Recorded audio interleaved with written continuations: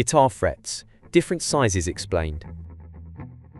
The type of fret that our guitar mounts greatly influences the touch of the instrument and its benefits for performing different techniques on the guitar. It is very important to hit the frets that most interest us when buying a new guitar, since changing frets is expensive, especially if the fingerboard of the guitar is varnished, or if the neck has a binding on both sides of the fingerboard.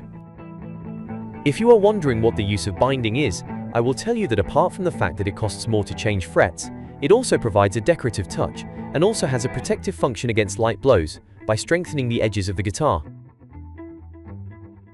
A guitar can acquire certain characteristics depending on the type of frets it is mounted, or its use can be oriented as a rhythmic, soloist, or all-terrain instrument. The higher the fret, the more volume and sustain it will provide, and it favors slurs such as hammer-on or pull-off. It also favors the speed of execution and the realization of bendings due to the lack of contact or friction of the fingers against the wood of the fretboard.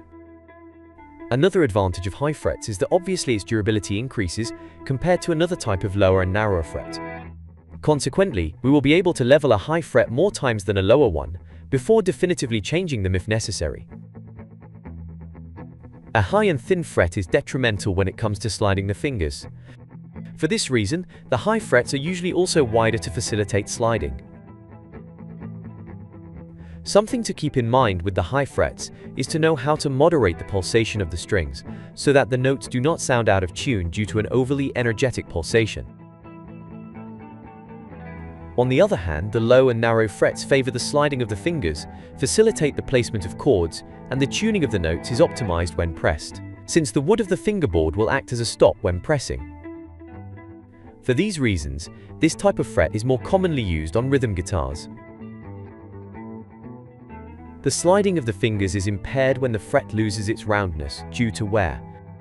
Due to this erosion, the fret is flattened at the top, and slight edges are created on both sides of the fret.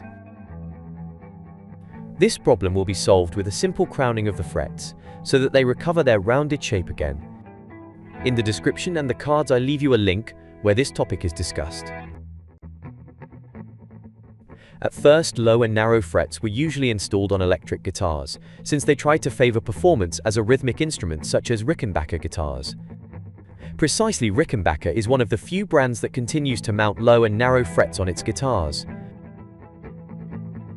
But currently the vast majority of brands mount higher frets, mainly FRETS medium jumbo.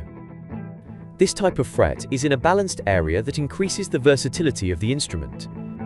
The fret medium jumbo works well for all kinds of playing techniques, including bending, slurs, tapping, soloing, and rhythms. Frets higher than the medium jumbo would be for a guitar intended primarily for solo styles. And lower frets than medium jumbo, they would be geared towards rhythm guitarists. Something very common in guitar manufacturing is the lack of meticulousness in finishing off the ends of the frets, an auction that requires time and will undoubtedly raise the final price of the instrument. But annoying edges can also be generated at the ends of the frets, which will make it uncomfortable for the hand to slide down the neck. To smooth these edges, we can round off the end of the fret a bit with a precision file. But first we must tape the neck with masking tape so as not to damage the varnish or the wood. If the tape were to break when using the file, we would have to cover the exposed part again with tape. Even so, we should perform this operation carefully and without haste, since it is a meticulous job and there are many frets to file.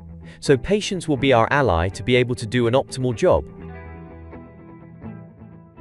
After applying the rounding with the file, we will have to go through the end of the fret, a 600 grit sandpaper to smooth the surface, and then a 1000 grit sandpaper to finish. To recover the shine, we carefully apply a metal polish with a cotton ball before removing the masking tape.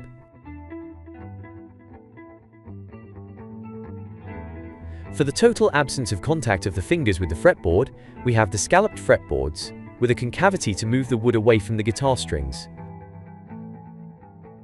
This concavity is beneficial for tapping techniques, but it is not necessary to scallop the entire fingerboard for this. Would be enough reducing the wood only in the last frets of the guitar, for example from the 12th or 15th fret. We can also find fully scalloped guitars, like the Fender Yngwie Malmsteen, with Seymour Duncan YJM pickups and bronze nut. A fully scalloped fretboard forces us to play very smoothly. We only have to press the strings just enough to make it sound. Consequently, we would have to adapt to handling a fingerboard of this type if we do not want the notes to sound out of tune due to excessive pressure from the fingers.